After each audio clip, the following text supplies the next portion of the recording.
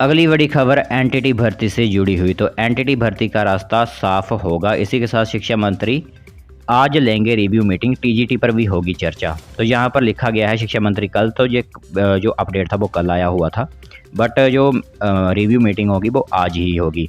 तो शिक्षा मंत्री रोहित सिंह ठाकुर ने सोमवार यानी 26 जून को शिक्षा विभाग की एक रिव्यू मीटिंग बुलाई है। तो शिक्षा विभाग की रिव्यू मीटिंग में प्रारंभिक एवं उच्च शिक्षा विभाग के अधिकारी मौजूद रहेंगे। तो इसमें एनटीटी भर्तियों के मुद्दे पर भी चर्चा होगी। साथ ही उम्मीद जताई जा रही है कि इस समीक्षा बैठक में एनटीटी भर्तियों का रास्ता भी साफ हो जाएगा। तो अभी तक केंद्र सरकार की ओर से जो सूची एनटीटी संस्थानों की जारी की गई है, उसमें हिमाचल का एक भी संस्थान जो है वो रिकॉग्नाइज्ड नहीं है। ऐसे में अब किन संस्थानों को प्राथमिकता दी जाएगी, यह एक मेन टारगेट यहाँ पर रहेगा। तो देखते हैं कि एनटीटी के लिए यहाँ पर क्या महत्वपूर्ण निर्देश आने वाले युवा दिनों में होंगे। इसी तरह आज होने वाली मीटिंग में TGT, PGT, computer teacher, vocational teacher आदि पदों पर भर्तियों को लेकर चर्चा जो है वो की जाएगी। तो जो भी शिक्षा विभाग में भर्तियां एजुकेशन डिपार्टमेंट में वैकेंसीज फिलअप होनी है, उसके लिए यहाँ पर आज जो है वो महत्वपूर्ण बैठक होने वाली है। तो देखते हैं कि इस बैठक में क्या बड़े निर्णय जो है वो लिए जाते हैं एनटीटी से जुड़े हुए, और जो आपकी 5000 शिक्षकों की भर्ती होनी है उससे जुड़े हुए क्या फैसले आज की रिव्यू मीटिंग में लिए जाते हैं। अगली बड़ी खबर पर्यटन सैलानियों से जुड़ी हुई। तो श्रीखंड महादेव यात्रा से संबंधित खबर जो है वो आप सभी को बता देते हैं। तो 250 रुपये होगा पंजीकरण फीस, जाने यात्रियों के लिए जरूरी हिदायतें। तो सबसे कठिन धार्मिक यात्राओं में शुमार श्रीखंड महादेव यात्रा, जहां यात्रियों का रोमांच से भरती हैं, वही महादेव के दीदार के लिए बेहद मुश्किल और जोखिम भरी 32 किलोमीटर की खड़ी पैदल चढ़ाई चढ़नी पड़ती है। तो इस वर्ष प्रशासन कर देख रेख में श्रीखंड महादेव यात्रा 7 से 20 जुलाई तक जो है वो संभावित रखी गई है।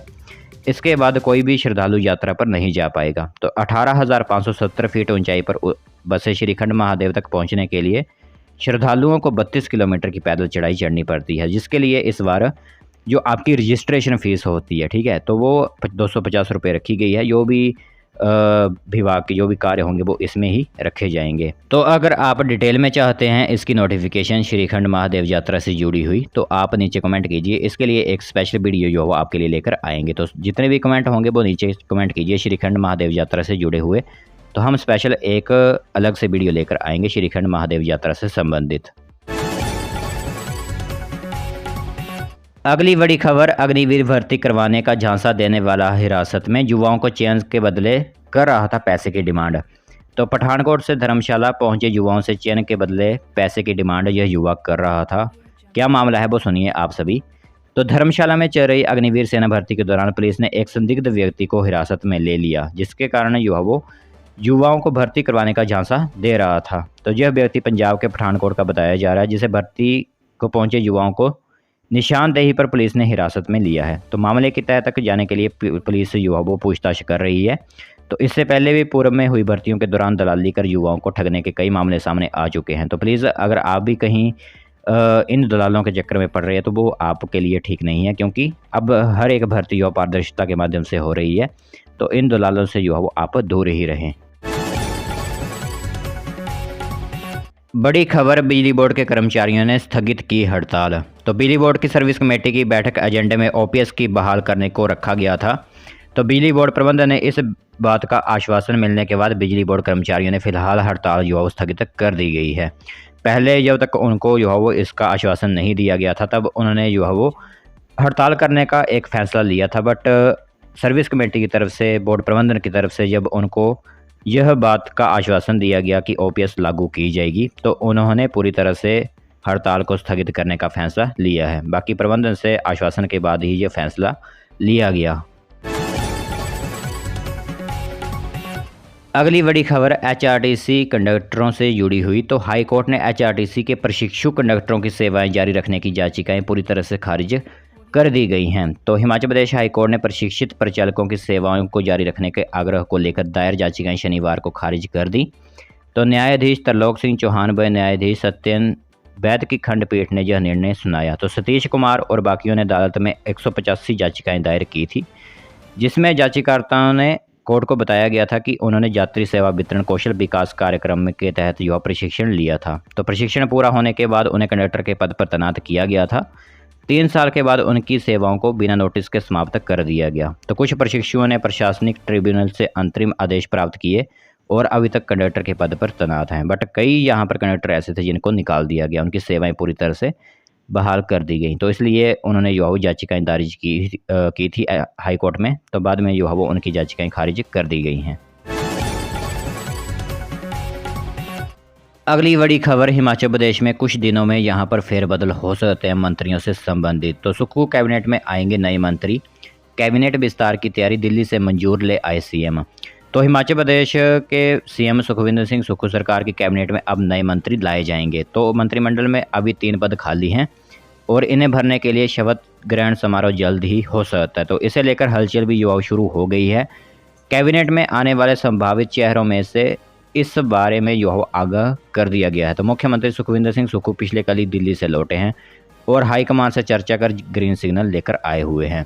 तो कांग्रेस के भीतर चर्चा है कि गुवारमी से वरिष्ठ विधायक राजेश धर्माणी और कांगड़ा जिला के जयसिंहपुर से विधायक यादवेंद्र गोमा के नाम फाइनल हो गए हैं। तो सुजानपुर से विधायक राजेंद्र राणा और धर्मशाला से सुधीर शर्मा के नाम भी पर भी चर्चा चली हुई है। तो देखते हैं कि आने वाले समय पर किस तरह का कैबिनेट विस्तार होता है और कौन से वो 3 नए नाम जो है वो अब कैबिनेट में शामिल किए जाते हैं। अगली बड़ी खबर कॉलेज के छात्रों से जुड़ी हुई। तो 2 सप्ताह में निकलेगा बीए फाइनल ईयर का रिजल्ट। तो हिमाचल प्रदेश यूनिवर्सिटी के फाइनल ईयर में पढ़ने वाले छात्रों के लिए एक बड़ी खबर सामने आई हुई है। तो 2 सप्ताह के भीतर जो है वो बीए फाइनल ईयर का रिजल्ट निकाला जाएगा। तो एचपीयू का दावा समय पर परिणाम जो है घोषित किए जाएंगे। फर्स्ट और सेकंड ईयर के छात्रों का अभी और इंतज़ार करना होगा। तो सबसे पहले आप सभी को पता है कि हिमाचल प्रदेश विश्वविद्यालय की तरफ से फर्स्ट, सेकंड और थर्ड ईयर के छात्रों की परीक्षाएं कंडक्ट करवाई गई थी। तो अब यहाँ पर एचपीयू ने दावा किया हुआ है कि समय पर जो है वो इस बार रिजल्ट घोषित किए जाएंगे, यानी कि पोस्ट ग्रेजुएट की एडमिशन लेने से पहले यहाँ पर एचपीयू अंडर ग्रेजुएट के सभी स्टूडेंट्स के रिजल्ट घोषित करेगा।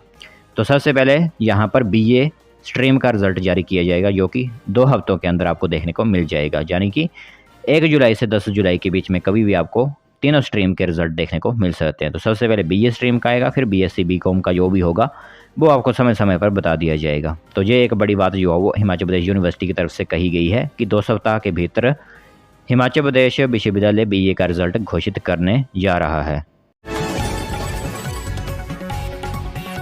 अगली बड़ी खबर शिक्षा जगत से जुड़ी हुई, जो कि मेडिकल लाइन से संबंधित होगी। तो जुलाई के पहले सप्ताह से शुरू हो सकती है नीट यूजी की काउंसलिंग। तो जो भी मेडिकल लाइन में जो भी एमबीबीएस करना चाहते हैं, पहले नीट यूजी का जो है वो टेस्ट कंडक्ट करवाया जाता है। तो जुलाई के पहले वीक से जो है वो हो सकती है काउंसलिंग।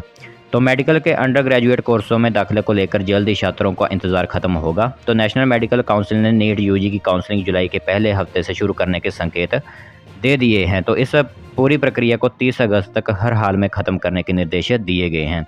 तो नीट यूजी का यह रिज़ल्ट जो 13 जून को घोषित हुआ था। तो तभी से छात्रों को काउंसलिंग का इंतज़ार है। तो आपका नीट यूजी का जो रिज़ल्ट आने के बाद काउंसलिंग होती है वो जुलाई के पहले सप्ताह में शुरू हो सकती है, ठीक है। इसी के साथ ऑल इंडिया कोटे की 15% सीटों के लिए आयोजित होगी केंद्रीय काउंसलिंग। और 13 जून को घोषित हुआ था रिज़ल्ट। पुराने पैटर्न पर ही काउंसलिंग जो आपकी होगी वो की जाएगी। अगली बड़ी खबर, हिमाचल के 112 विद्युत उत्पादकों का वाटर सेस देने से इनकार। तो स्वतंत्र विद्युत उत्पादकों ने कहा हम सेस देने की स्थिति में नहीं।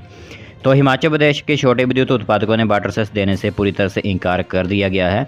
तो प्रदेश के 112 स्वतंत्र विद्युत उत्पादकों का कहना है कि हम वाटर सेस नहीं देंगे, ना ही हम जो वो इसे देने की स्थिति में हैं। तो उन्होंने कहा है कि 5.4% वाटर सेस के लिए 240 करोड़ रुपए बनते हैं, जो कि हम नहीं दे सकते और ना ही हमारी स्थिति ऐसी है कि इस टाइम हम जो है वो इस तरह का वाटर सेस दे सकें। तो 112 विद्युत उत्पादक ऐसे हैं जो कि जिन्होंने वाटर सेस देने से पूरी तरह से इनकार कर दिया गया है। तो केंद्र के उपक्रमों ने भारत सरकार के निर्णय पर लेने की बात कही। राज्य सरकार ने राय जानने के लिए बुलाए थे 172 बिजली उत्पादक। अब सरकार की ओर से 28 जून को हाईकोर्ट में रखी जाएगी रिपोर्ट। उसके बाद जो देखेंगे कि किस तरह यहाँ पर वाटर सेस जुटाया जाता है या फिर नहीं जुटाया जाता। अगली बड़ी खबर शिमला से संबंधित आ रही है। तो बॉलीवुड अभिनेत्री दिया मिर्जा ने शिमला में की सफाई, शहर में जाकर उठाया कूड़ा, लोगों को किया जागरूक। तो संयुक्त राष्ट्र पर्यावरण कार्यक्रम की ब्रांड एम्बेसडर व बॉलीवुड अभिनेत्री दिया मिर्जा रविवार को शिमला पहुंची तो इस दौरान उन्होंने खुद साफ़ सफाई के अभियान में हिस्सा लिया। तो उन्होंने शिमला में सफाई की और शहर में जगह जगह पड़े प्लास्टिक कूड़े को एकत्रित किया। तो वही उन्होंने कहा है कि साफ़ सफाई के लिए सभी लोगों को जिम्मेदार नागरिक बनकर कार्य करना चाहिए। तो उन्होंने कहा है कि प्लास्टिक कचरा पर्यावरण के लिए घातक है। तो जब जो है वो आपकी बॉलीवुड अभिनेत्री दिया मिर्जा ने शिमला में जो साफ़ सफाई की पर्यावरण दिवस के दौरान। अगली एक बड़ी खबर आप सभी लोगों के लिए रहेंगी। तो लोगों का पलायन रोकने के लिए चीन सीमा से सटे गाँव के लिए बनेगी 21 नई सड़कें।